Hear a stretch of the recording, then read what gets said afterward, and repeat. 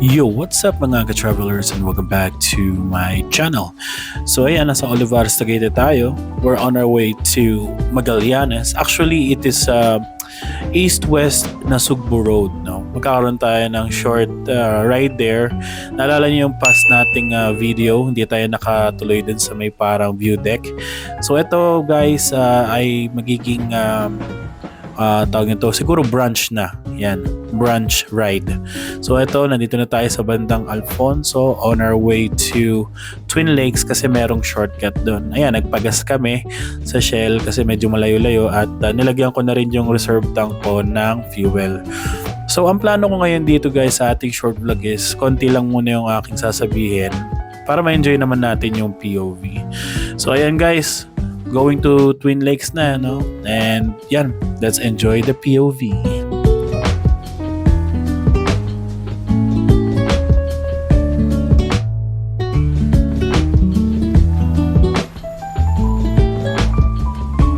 Okay guys, so ito yung Amuyon kay Tingitinga. Kulit ang pangalan, no? Kay Titinga Road. So, meron din isang magandang place dito para sa mga gusto mag-hiking, no? Kung narinig nyo na yung Mount Talamitan, guys, ganda daw doon talaga. Nagbabalak nga kami mga kaibigan ko sa simbahan pagka may time na talaga. So, ito, papunta na to ng Magallanes, no? Kay Titinga, Magallanes Road. So, bababa lang talaga dito, guys. Ayun, makikita nyo yung Villa something na yan. Nalimutan ko yung name. Maganda yung ano na yan, yung ginagawa nilang park dyan actually. Amusement park siguro yan. So, eto, yung ikot tayo kasi parang may problema ata.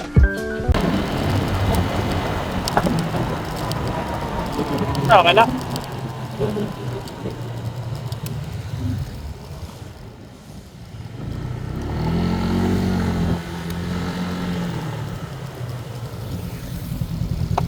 Kaya ba? Kaya ba?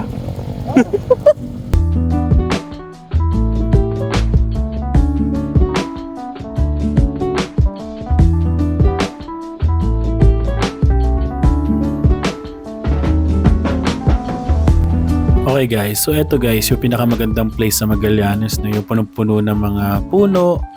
Grabe, ang sarap-sarap mag-drive dito. So, everything's going well. Meron lang hindi nasa. Aba, matindi!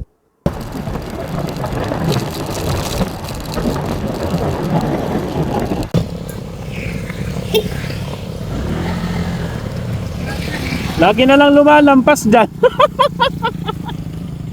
Alanganin kasi yung kanto.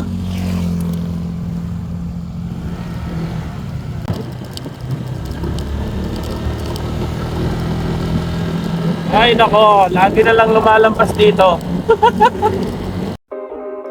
So ayun guys, medyo nakakatawa, no? Kasi grabe, ilang beses nakamo ko dyan naliligaw. Kasi medyo alanganin kasi yung kantong yun talaga. Like, alam mo yung medyo, hindi naman sobrang bilis, pero nasa momentum ka ng, ng pag-drive pababa, parang ganon. Tapos bigla kang kakaliwa ng alanganin. So medyo, yun nga, umikot na naman kami. So ito guys, ito yung itsura ng east-west na Sugbo Road. So napakaganda nito guys, lalo na sa mga nagbabike. Makikita nyo dito sa video guys, maraming nagbabike. Like parang nagkaroon sila ng event nung pumunta kami dito. Parang endurance siguro siya. So like from Look papuntang Tagaytay, parang ganun yung kanilang ruta. So ayan, may mga kasama tayo dyan mga guys, no? Mga nagbabike. So dito sa place na to guys, dito na lang yung pinili naming picturean. So para lang meron tayong memory.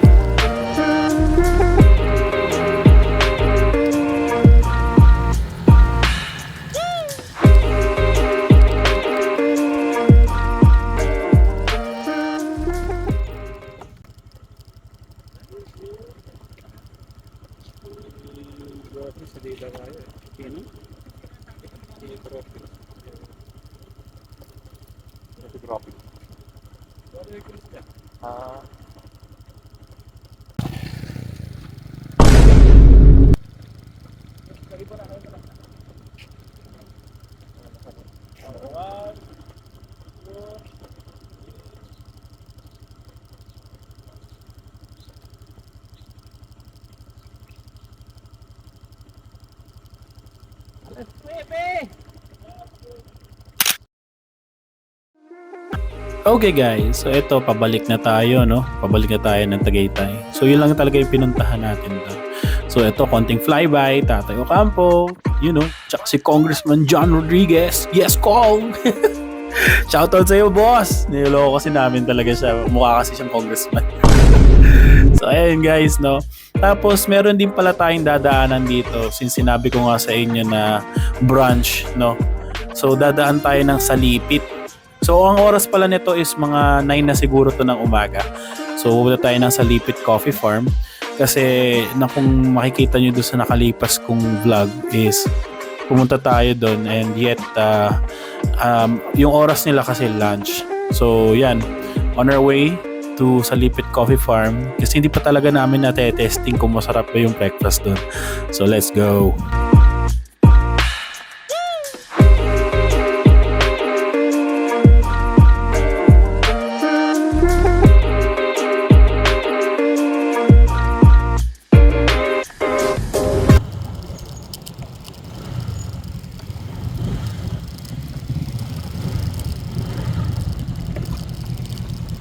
$11:30 pa.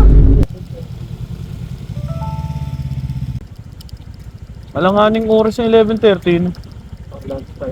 Oh. Bago oras nila, no? Tara. Okay guys, palpak tayo dito.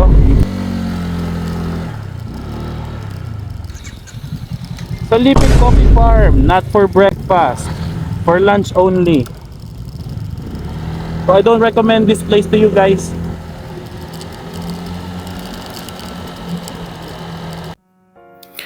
Okay guys, so ito, hanap ulit kami ng makakainan. Ito, honest review. Actually, yung Salipit Coffee Farm guys, maganda talaga yung lugar na yon and perfect siya for breakfast. But, iba yung schedule talaga nila. Last time kasi akala namin talaga, nung time na holiday na yon is pag Monday kasi close daw sila. So, bale, 11 sila nagbubukas. So, mga 12 for lunch siya. So, hindi ko siya manarecommend sa inyo guys pag naghahanap kayo ng breakfast na, yung alam mo yun, yung mapagtatambayan, mga mahilig sa mga nature site. So, ito guys, dumaan tayo ng Alfonso at ito ay yung Alfonso Mendez na kalsada, yung magandang daanan, yan. So, yan. On the way na tayo sa may Mendez, maghahanap tayo ng food. So, nag-offer naman ako kay Tatay Ocampo kung kumakain siya ng pares, no? Si bro dyan, kumakain siya ng pares. Ewan ko lang kay Tatay Ocampo. Pero, ayan, maghahanap kami nitong mga oras na to na makakainan.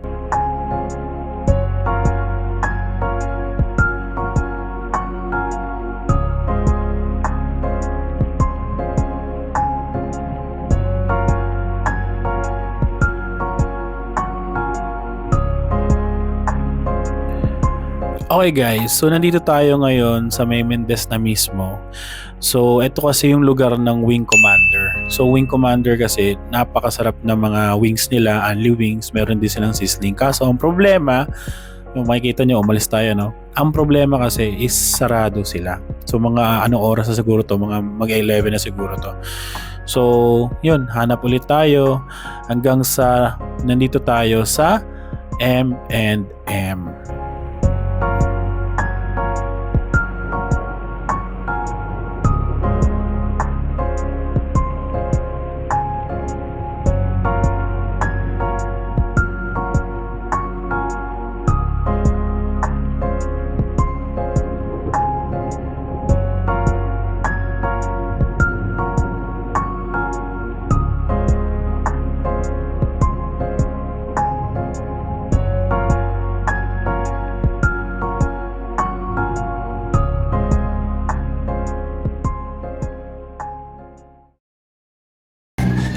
Okay guys, so nandito tayo ngayon sa M&M. Parang ilang beses na kumain dito? Tatlo na, no? Pangalawa natin. Pangalawa ba natin? Yun. Sino yung pinakauna? Gabi kami kumain dito. Mga biglaan lang yun. So nandito na tayo guys sa M&M. So as usual, bulalo nila dito, panalo, no? So ito yung in-order namin. Yan. Bulalo, tawilis, chop suey. Para Healthy. Healthy living. Yes. Yung apo kong nasa Canada, dumating ang vision. Mission call? O, naka-uwi? Vision ko. Ah, okay. Saan po na-assign? Tahiti. Parang- Tahiti Island. Ah, mga island. Ay, Samoa. So parang ano yun? Mga sa gubat siya nakatira, gano'n. French colony raw eh. Ah, French colony. Na medyo challenging, ano mo? Ano language mo doon? French nga. French din? Oo. Ah, of Buti na lang. Marunong na siya mag-French kasi kasama pa sa school nila. French language. Kaya siguro po siya doon na-assign. Yung Tahiti, doon kinunan yung the other side of heaven na Ah, po. Hindi ganun yung tsura ng mission niya? Yun. O baka na-develop na rin? Ewan natin kasi ang alam ko yung mga missionary doon mga kapalde. Nakapagda po, no? Tatawid ng mga nakabangka. Alam mo kung adventurous naman siya. Enjoy niyo. Pero mag-a-adjust siya doon kasi iba yung pamumuhay po doon. Canadian siya, pagkatapos iba pumunta siya doon. French eh. Meron pala kayo mga kamag-anak po sa abroad. Yung anak ko pa nga na yan doon. Ah. Bali lang po ba sila? 80 kilos sila lang. Ang anak na yan. 19 years old na rin eh. 19 years old na sila. Tagal. Madami po sila doon. Sa palig. Tapos yung side ng manugang ko, andun na rin lahat. US? Canada. Canada.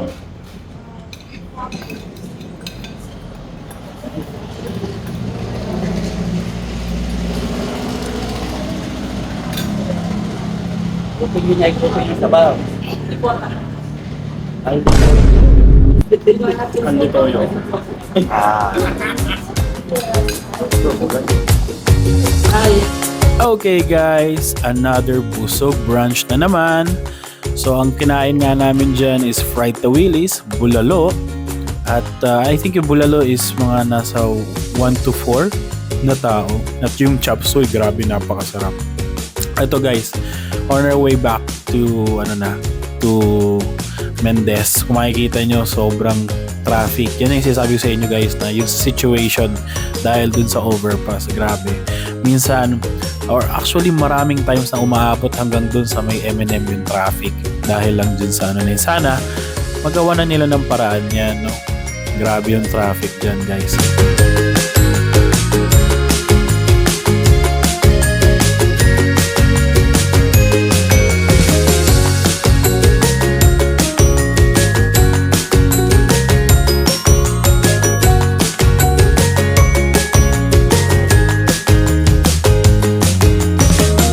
So yun guys, so I hope nagustuhan nyo ang ating short vlog for today, and don't forget to like and subscribe for more videos. Thank you!